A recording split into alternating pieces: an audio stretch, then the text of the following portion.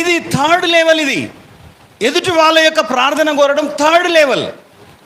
First 2 levels నువ్వే రావాలి.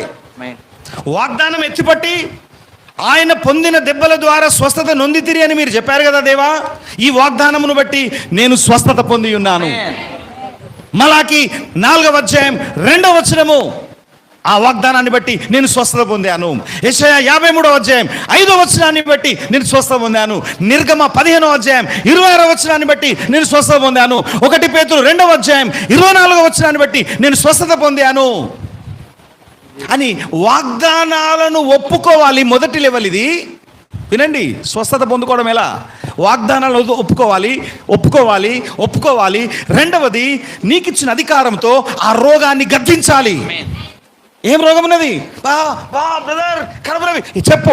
యేసు నామములో కడుపు నొప్పికి చెబుతున్నాను,